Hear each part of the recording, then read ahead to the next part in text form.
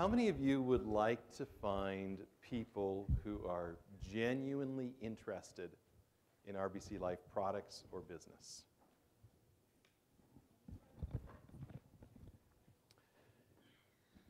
How many of you would like to find people who are motivated to do something with RBC Life products and business? Okay, those who aren't, the door's over there. So the next section, and probably should have thought of a sexier title, but, whoops, what's that? Okay, there we go. The next section is on forming people. And if we would have thought of a sexier title, it would have been something like how to find people who are genuinely interested in what you have to say. A couple of the buzzwords in marketing these days are attraction marketing and target or niche, as we say in Canada. I think Americans often say niche marketing, okay?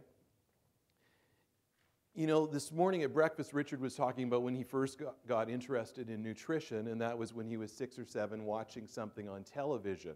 Now, at that time, Richard, how many television stations were available to you in your home? 3. And if you so chose to get the Supremo package, how many would be available to you today? Hundreds of them. So what have we seen? We have seen this massive segmentation of markets. So everyone that you and I come across is expecting to find something which is more or less tailor-made to them. Isn't that correct? You go buy a car and you get to choose how many different options, right? You can even get personalized this and personalized that. There are so many options available to us that people expect that. And so the marketers who are marketing to a certain niche or niche, I'm going to keep saying because it comes off my tongue easier. The marketers who are marketing to a specific niche, they've identified what that niche is, and they've tailored either their product or their message to that, right? And so we see it even with many products.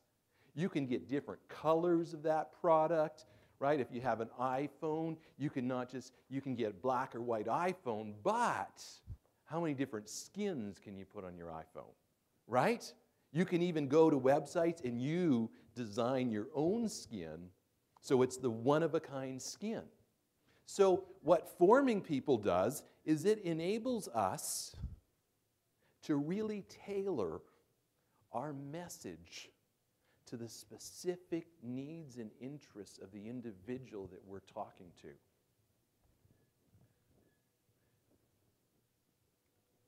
I have to be honest with you, one of my fun times in life is when the phone rings and it's somebody who's trying to sell us cable television. Okay? Now, telemarketers, we don't usually think of telemarketers as a fun part of the day. But when I get someone on the phone who's trying to sell me cable television, I have fun with it. Number one is I find it fascinating to, you never get to say more than hello before they start into their spiel, right? And so I sometimes find it fascinating to see how long I can put the phone down for and then walk away and come back. And, usually they're still talking.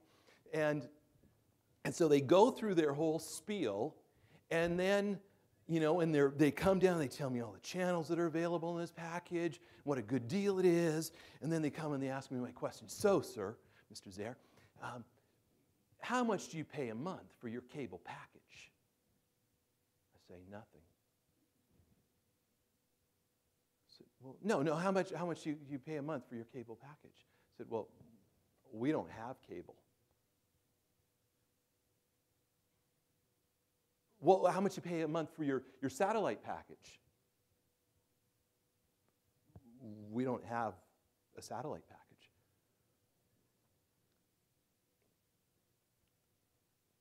Do you know that you could have stations on this and this and this and this and this, and you could have stations on this and this, and you could have stations on all of these things?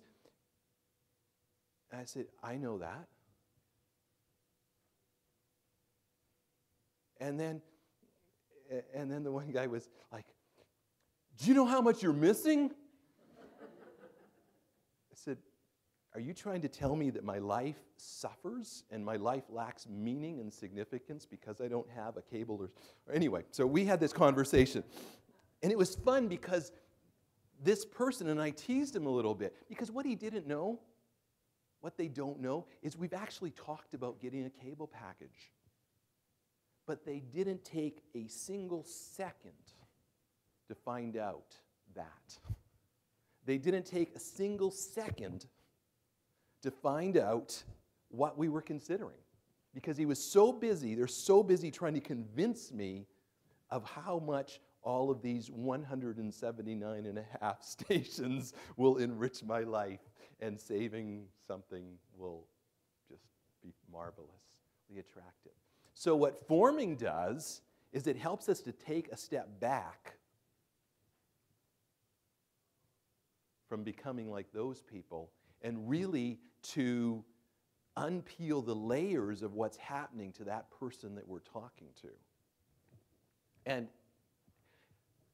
in doing that, keep in mind going into it that really it's not about you, it's not about the company, it's not about the products, it's not about the opportunity, okay? So we're talking about that first initial contact here with somebody. We're talking about that first initial contact when you approach someone, you meet somebody in the checkout line, you sit down for coffee with someone, or even you are with somebody that you have known for many, many years. Okay? In a conversation, it's not about me. It's not about how good I am, how whatever I am, how, well, I'm in this company, and, and Steve Brown and I, we are just buddies, and, or I got to do this, or I get to do that. It's not about that. It's not even about, in this initial contact, about how marvelous our products are, but it's about the other person.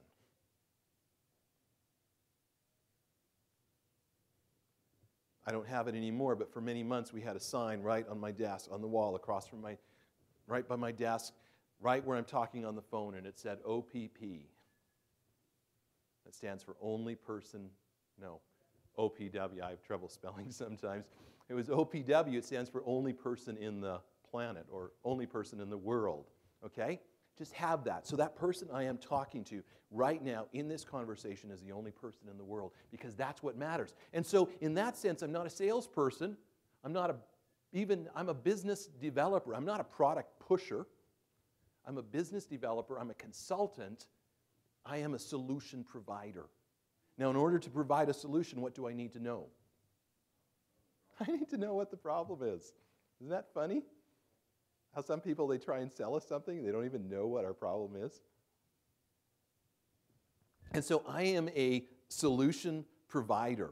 And so we use this little acronym, and I love it. I first learned about it probably 10 or 15 years ago, at least. But in the last number of years, for me, I've learned to use it to a whole new level, to a whole different level, in that I've learned to use it more effectively, learned to use it more quickly, and I've actually practiced on just about everybody I know, even people that I've known for all my life.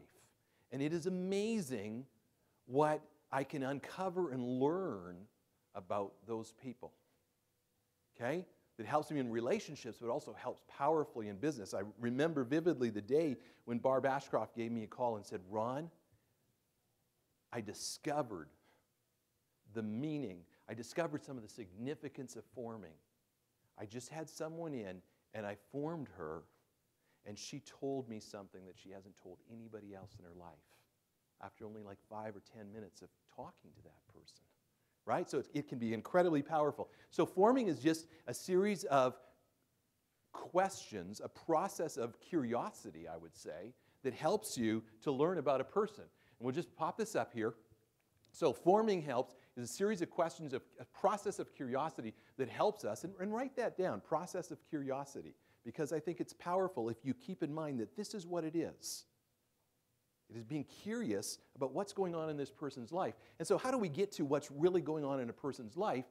Through asking and just talking about their family, occupation, recreation, and eventually we get to the M, And the M is our message or our invitation to discover more. Now, what the form leads us to, the FOR, it leads us to, remember I said that curiosity, which leads us to discover something about the person.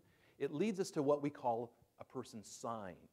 And again, a sign is a simple acronym for a person's strengths, person's interests, a person's goals, and a person's needs. Now, do you think that if you found out a person's strengths, interests, goals, and needs, there might be some way in which RBC Life could make use of their strengths, could satisfy some of their interests, could help them meet some of their goals, or could help them, satisfy, fulfill some of their needs? Do you think there might be a possibility in that? Absolutely. Absolutely. So, how do we do that? Let's go into an example. So, family, what are some sample questions? And again, you can focus in on any one of these things or do all of them. And what I'm giving you here are just some sample questions. You can do this over a space of half an hour to an hour with somebody, or you can do it in 5 minutes or less. You can do it with the teller at the cash register. And it is amazing sometimes what you can find out about that person. So some sample questions. Did you grow up around here? One of the easiest questions in the world. And it is remarkable if you actually, and here's a key word, you might want to write this, if you listen. When you ask a question, listen to how they respond. Did you grow up around here? Even listen to their voice tone. Yeah, I did. Well, it sounds like you'd like to be somewhere else. Where would you like to be? You know what? Probably nobody's ever asked them that. Right? So, did you grow up around here? Great, great. Easy opening. What was it like growing up around here? Yeah, I did. Well, it sounds like you're not so excited about that. What didn't you like about growing up around here? Or what did you like? I ask that question, it just starts to uncover all kinds of stuff. I start to find out, what does that person really like? What don't they like? What do they like to do? What don't they like to do? What kind of people? Well, there's, I just don't like the people around here. Well, what don't you like about them? So do you have kids? Are you married? How's that going? Sometimes you don't want to ask that question. Sometimes it's just their voice tone in their answer tells you how it's going. Is being a grandparent as good as people say it is? Well, tell me why. Why is it so good? Right? So those probing questions are going to help you to unearth phenomenally significant information in a person's life. So, what else? Hey, how do you cope with the demands of being a grandparent? How do you cope with the demands of having, your children living 1,000 miles away with the grandkids? What am I starting to uncover here? Well, you know what? I don't really. I so wish I was able to go and visit them more frequently. Have I learned something significant? Oh, you betcha. Right? It's great they live really close, but I just don't have the energy I'd like to have to spend time with them and to take them to places that I would really like to do. I remember as a kid, I used to, we used to take our kids to Disneyland, but I just don't have the money to do that. And it's really expensive to go to Disneyland. So, occupation. What kind of things? Yes, what do you do for a living? That's a pretty easy one. And then here's some deeper probing ones. What do you like about it? What do you dislike about it? What would you rather be doing? Anyone here ever met someone who doesn't like their job? Right? Well, listen, when somebody tells you, I hate my job. What do? Boy, it is so tempting. Well, you wouldn't believe the opportunity I got. If you would come and join me in my business, it is the greatest thing. Like, you could make so much money, and you could have so much freedom, and you could... You don't even know if they want to make more money. They may be making all the money they care about.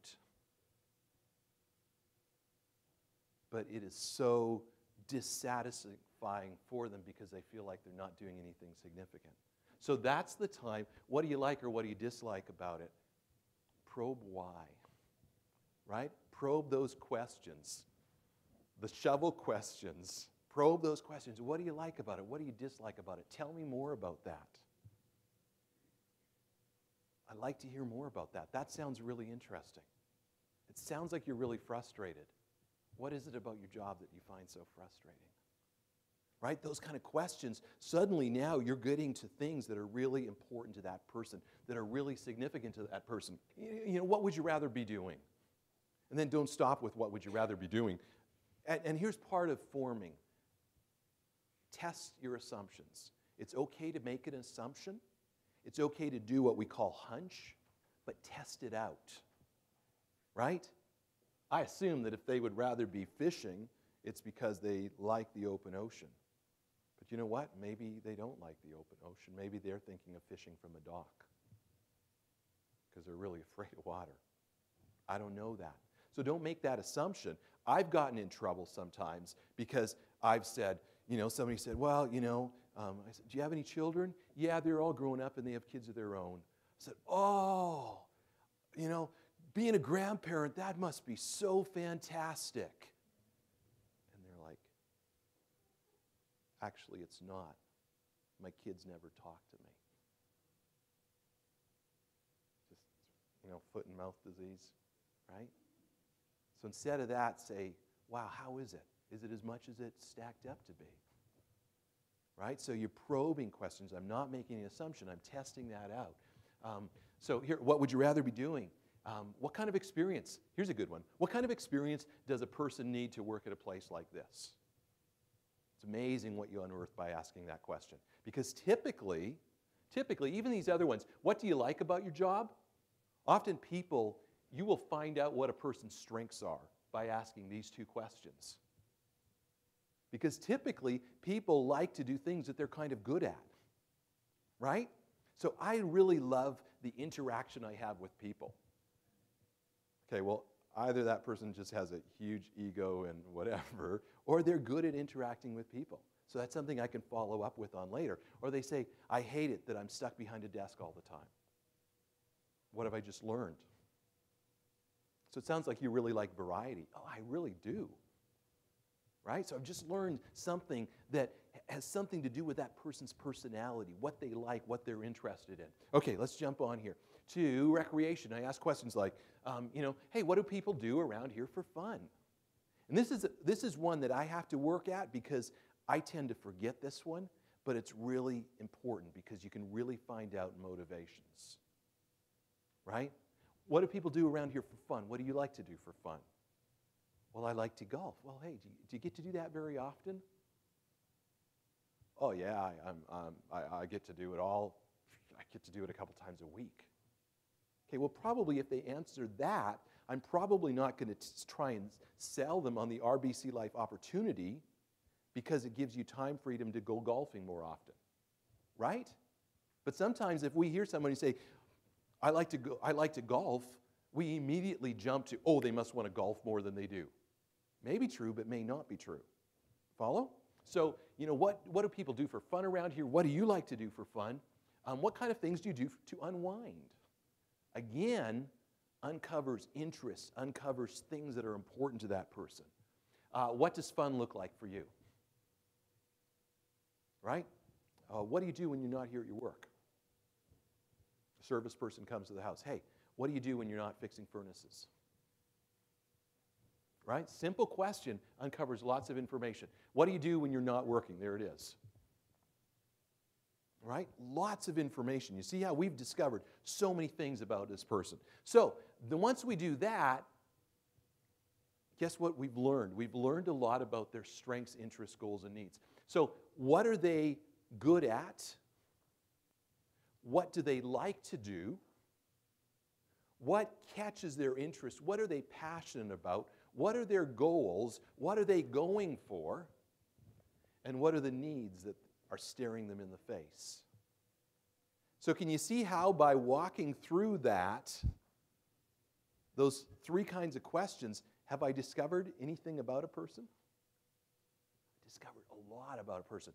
Can I be thinking about what are their strengths, interests, goals, and needs? Absolutely. So, we're going to do a quick exercise here. Like to, well, we won't do this because that might be too hard, but I'd like to find someone that you, preferably someone that you don't know really well, but even if it is someone that you know well, that's okay. Okay?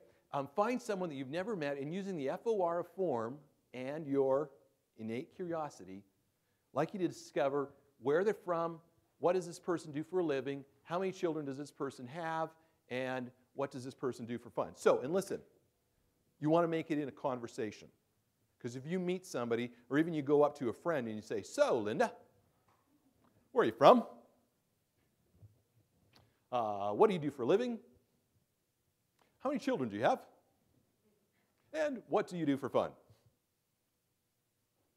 What are they going to say? Whoa, excuse me, please, right? It's not going to go so well, right? So you're doing it in a conversation. You're doing it in a curious way, and you're asking those, hey, tell me more about that kind of questions. Okay? So we'll take just a few minutes to walk through that. Okay? So again, find somebody, either you know a little bit or you don't know too well would be best. So again, preferably not a spouse. Although sometimes husbands and wives or partners could do a world of good if they'd actually listen to these kind of questions as well. And then find out, and here you go, just one last thing. Excuse me, one last thing. Find out what is their sign. So what are their strengths, their interests, goals, and needs? Okay? That's what you're listening for. Ready, set, go. Okay, let's pull it back together, please. And what I would like is I would like just a couple people to volunteer. This time you volunteer yourself. Volunteer to introduce us to the person that you just formed. Okay? So you formed someone. I'd like you to volunteer to introduce us to that person. And if you would please tell us, what is their sign? What did you learn about their strengths, interests, goals, and needs? Okay? So who would like to volunteer for that? Okay, so I need a volunteer to tell us, I talked to someone, and this is what I found out about her strengths, or his strengths, interests, goals, and needs. You'll do it? Okay. Okay. She's easy. All right. She's easy because she's so communicative. So awesome. I love that. And she's animated, and she's confident, and she's warm and contagious. Oh, so okay. I enjoyed her a lot. Awesome. So and now I just want to know more. So you just told us some of her strengths right there. Yes. Okay, awesome. Okay, and what about interests or goals, needs? Okay, interest-wise, she's very interested in her grandchildren, her family. I think she's interested in finding more time for herself and finding more time to build her business because she's really working hard at her full-time job, which she loves, and she's got a goal to retire with the most benefits possible. Okay. So, a lot there. Excellent. Awesome. Okay. Thank you. Yes, that's great. And were you going to? Okay. Okay. Yes, let's give her a hand. Yes. This is Christy, and she has 4 children, and she moved from Texas to Oklahoma, and that's created some challenges because there's a lot of challenge between Texas and Oklahoma. So, and she has a great job that she really enjoys, and she really helps people through that. And she's had some real challenges through this last year, and she was just introduced to RBC products last week, and she's really excited to be here and learn a lot of things about it. Awesome. Okay.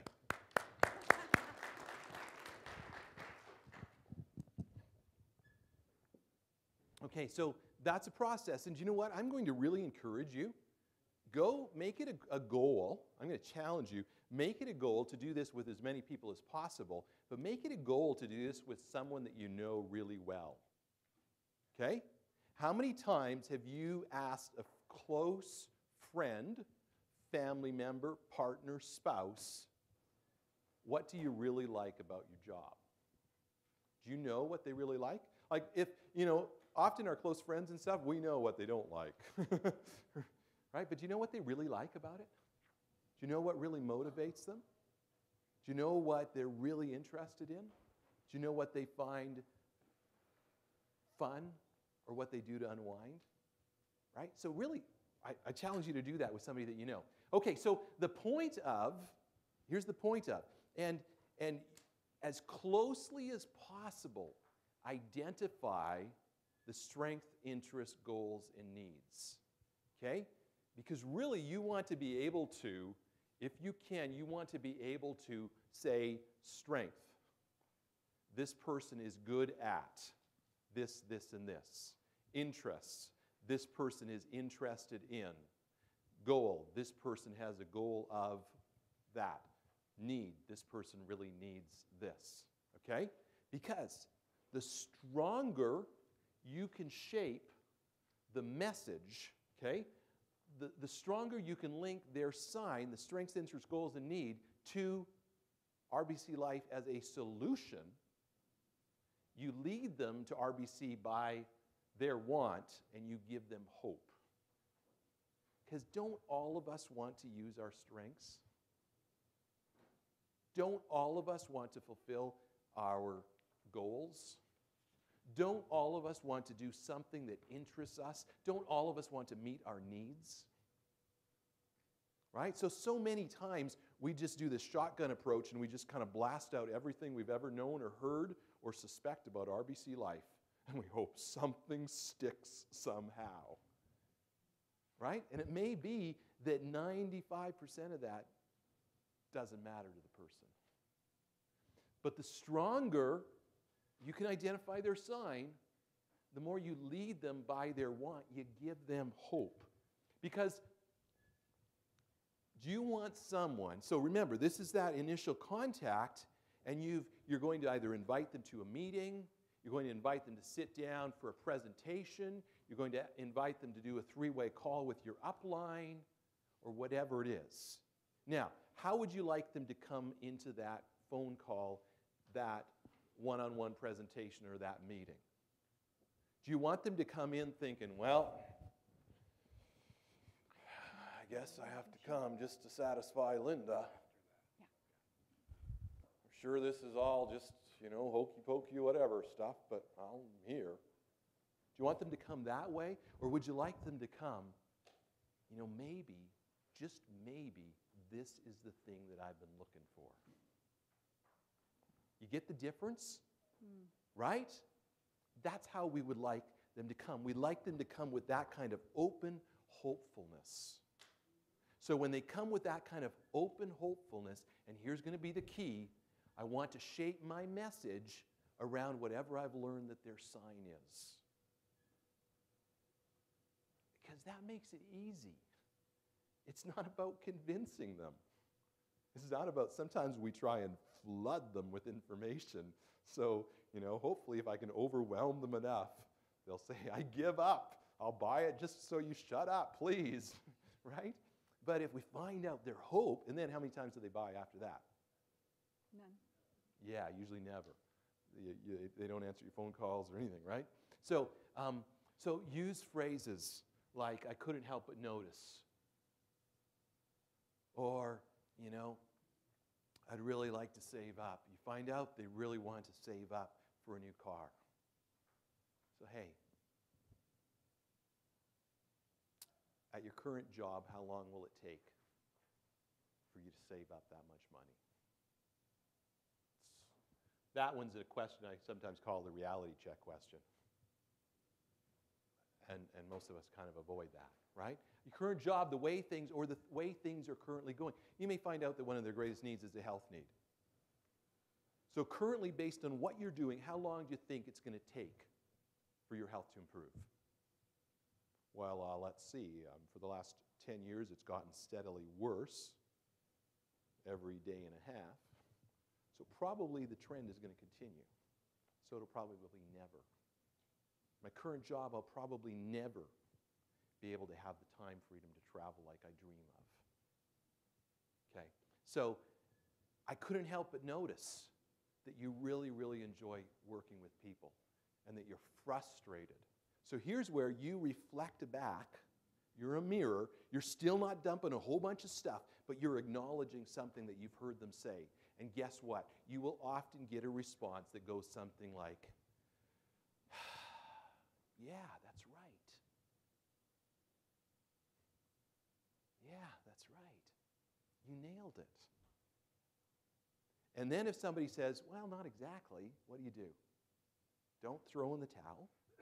Great time to just ask for clarification. Oh, you don't really like working with people.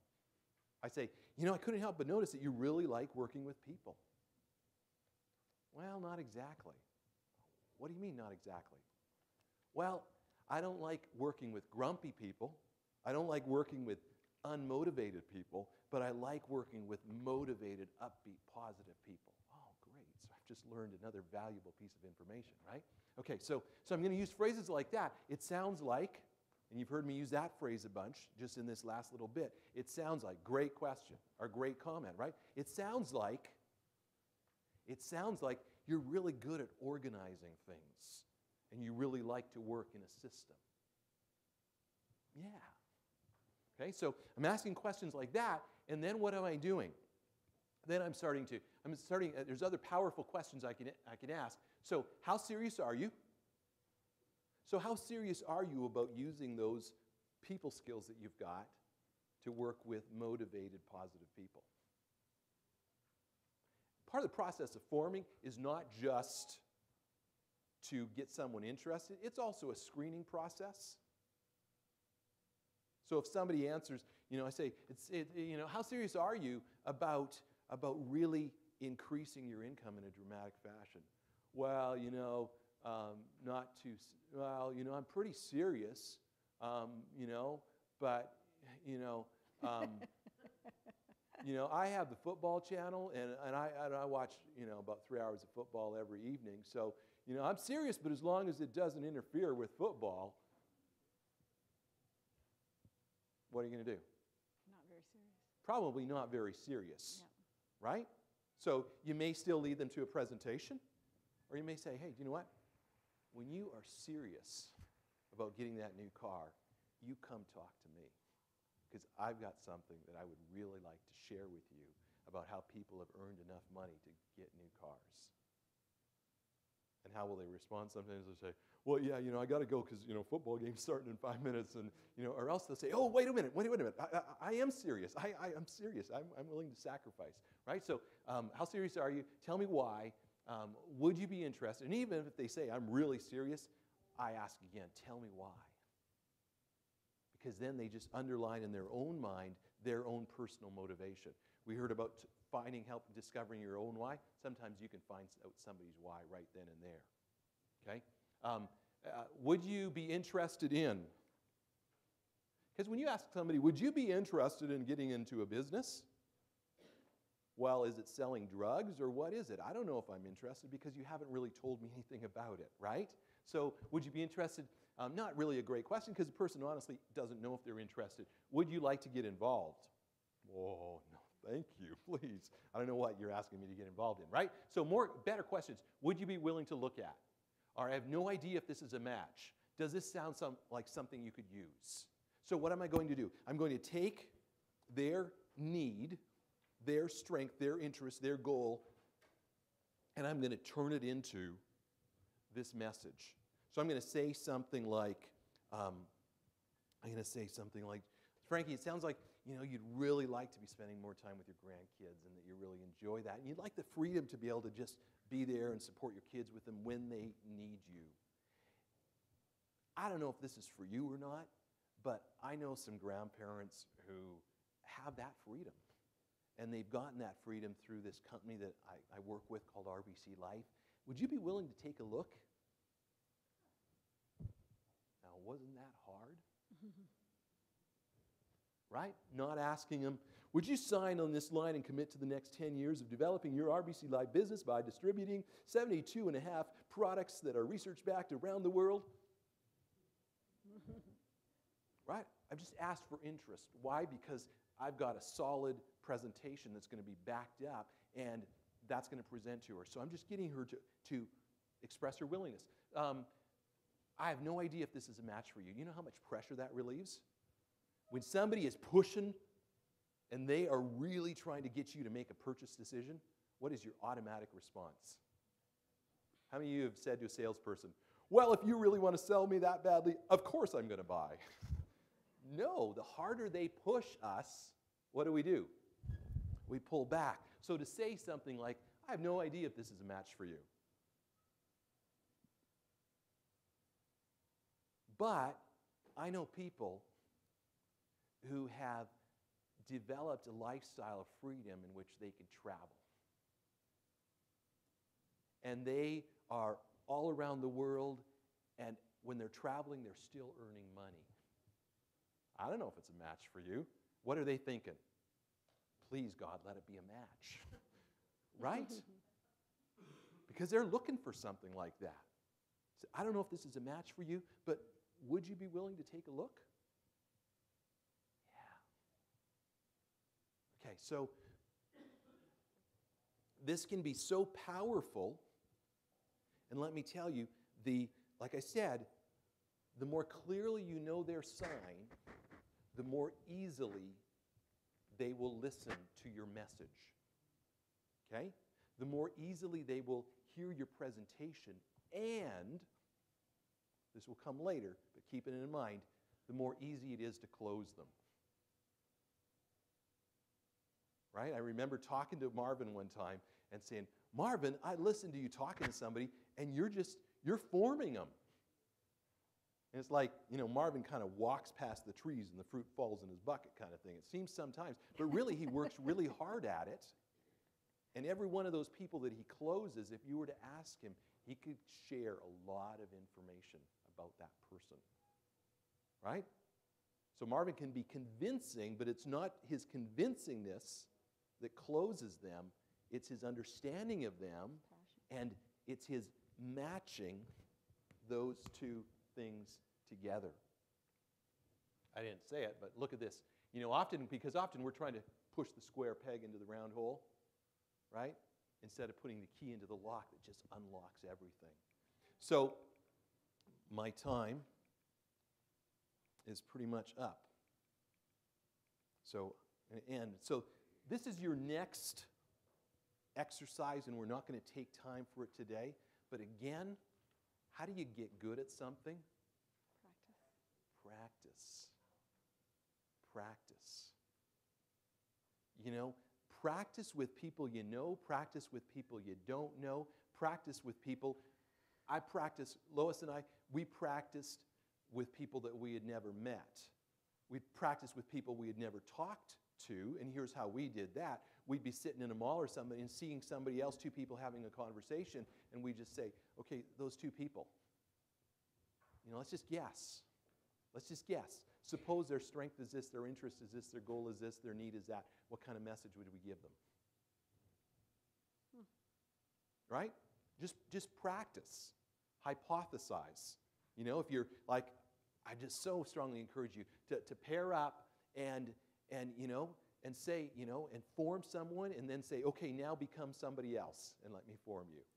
Role play it out and take on different personas. I love golf, I hate golf. I love my job, I hate my job.